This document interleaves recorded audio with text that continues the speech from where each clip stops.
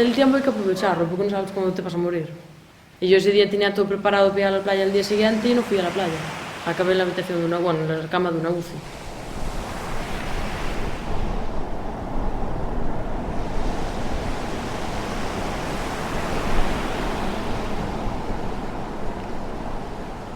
Y corrí hasta casa de mi vecino con las tijeras clavadas en la cabeza. Que se lo tengo que hacer ahora, no lo hago. Es el instinto animal. Me quedé sorda de un oído, por culpa de eso. No escucho nada del oído izquierdo, non noto la cabeza en el lado izquierdo. Era venres, de noite, e o único que se escoitaba na nosa casa era a tele de fondo no salón e a nosa mía. Estaba todo preparado para ir á playa o día seguinte, pero nunca chegamos á playa, non me deixaches. Levábamos xuntos 3 anos, e un xa vivindo xuntos. Facíase tarde, apagamos a tele e as luces, rumbo á nosa habitación. Casa miña ruína, ali tiñas todo o teu apoio, as túas armas e a túa felicidade.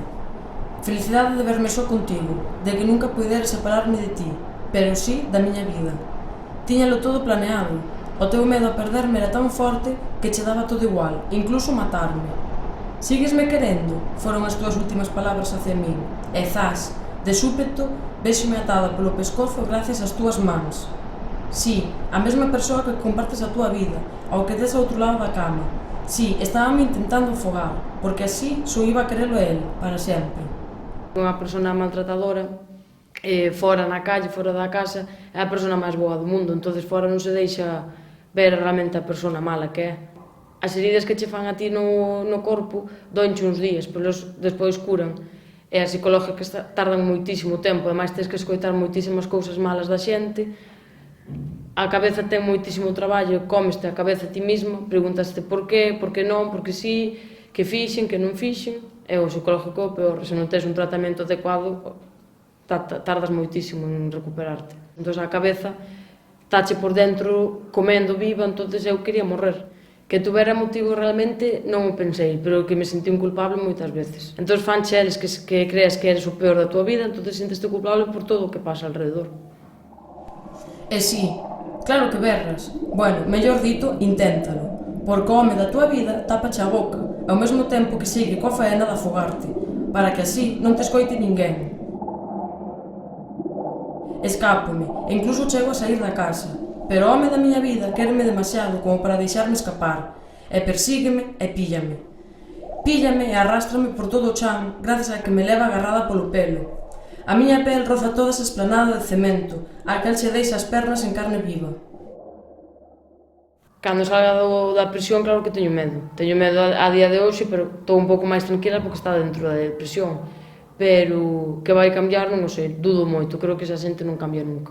No momento, pensas que nadie te vai creer, pensas que nadie te vai axudar, pensas que vai ser peor porque pensas que no momento que se entere el que pediches axuda vai ser peor, entonces claro que me arrepinto, pero que esas persoas fante creer que ti dependes emocionalmente deles e que sin eles non eres nada na vida. Entón, acabas creendo totalmente de que se non estás con eles que non vales para nada.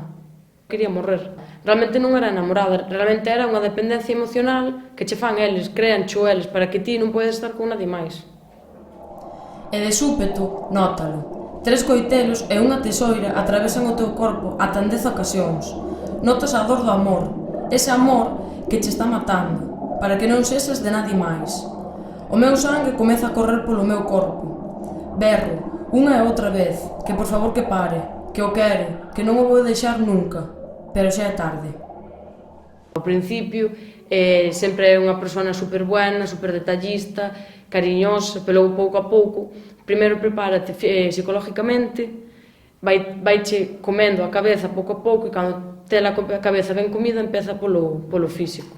Faiche sentir que eres o peor, que eres unha merda, que non vales para nada, que aí todo o mundo é moito mellor que a ti, que todo o que malo que pase por a tua culpa, entón acabas crendo que todo iso é verdade. A gran maioría apoioume, pero outra xente que dicía pois non é pa tanto, faste moita vítima, non estuveches tan grave como de verdade dis, el non era tan malo. E por primeira vez estou orgullosa de mentir. Sí, mentinlle, fíxenme morta, cando realmente estaba aínda viva. E foi a mellor mentira da miña vida. Oxalá se me ocorrera antes. Aforraríame algunha coitelada, que vos podo decir que doen, e doen moito. Tardas moitísimo tempo en darte conta que esa persona non te quere, darte conta que esa persona te estaba facendo moito mal. Entón, eu ainda estando, cando entrou ele en prisión, dábame pena, porque eu ainda tiña un sentimento hacia ele.